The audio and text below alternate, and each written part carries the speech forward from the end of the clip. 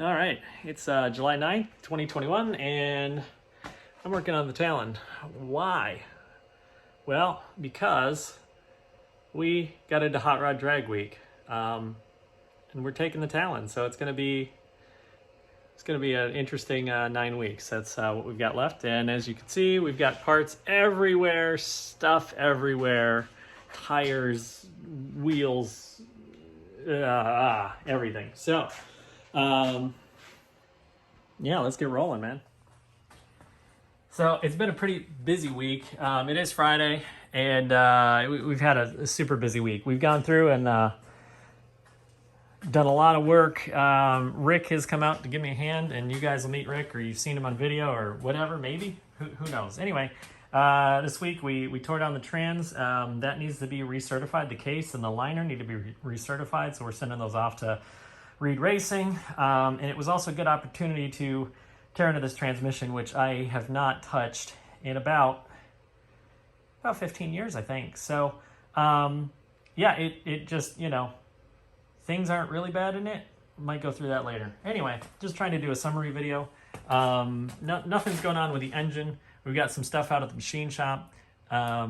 Waiting, actually we're not waiting on anything, we're just waiting on the machine shop, so they're pretty good with time frames, so I expect that next week I'll probably have a new engine block. Got some other things taken apart here. We're doing some things with the front hubs because we need to make sure that they'll stand up to street abuse. I kind of have a mess in the car right now.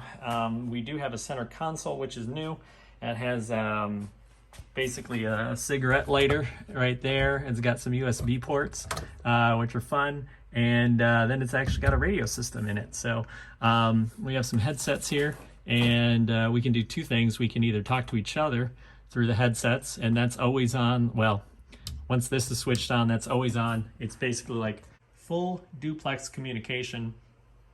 And the other thing we can do is we have a GMRS radio input here. The other thing that we're doing today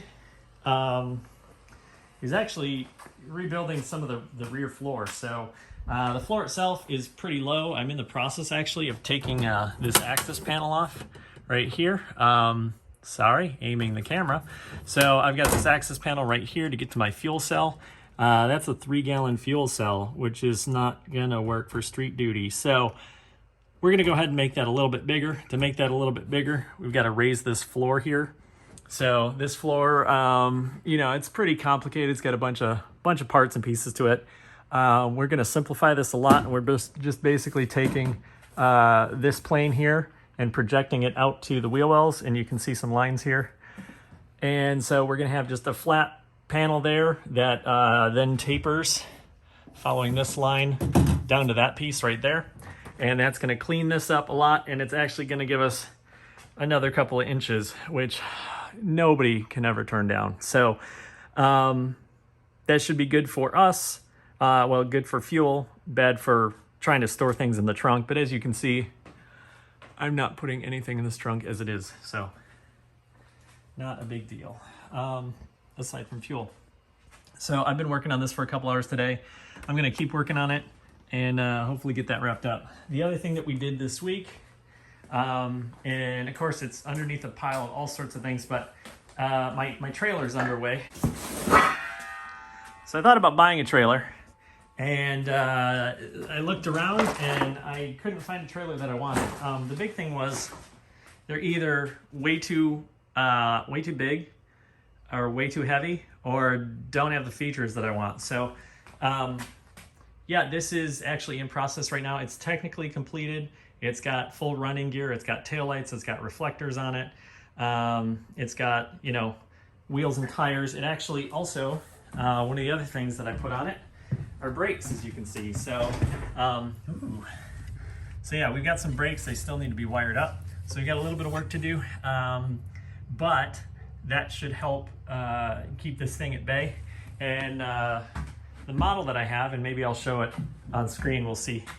But the model I have weighs around 350, 360 pounds. So right now, certified weight on this, 300 pounds. So we're doing pretty good as far as what this should look like when it's done. And yeah, I've towed it down to the a certified scale, and the license plate is here for it. So we're gonna add a box and then close it and go from there.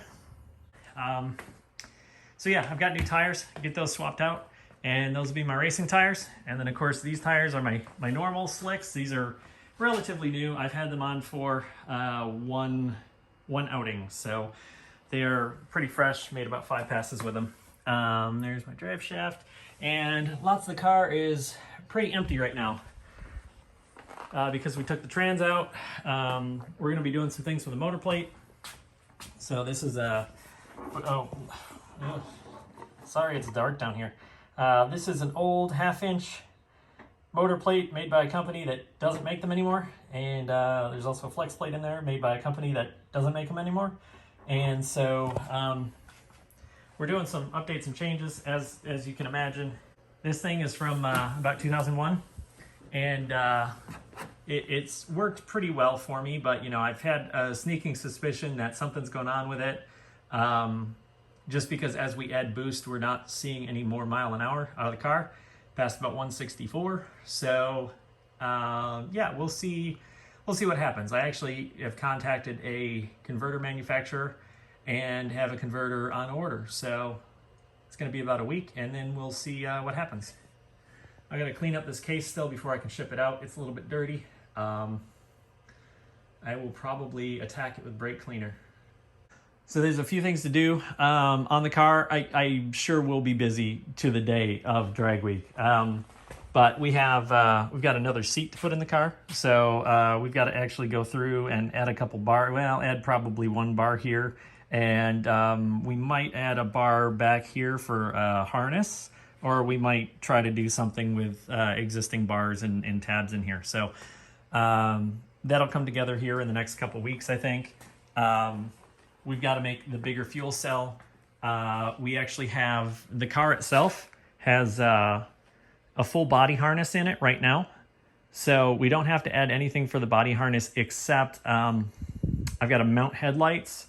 So I don't actually have a mount for them, but I do have headlights.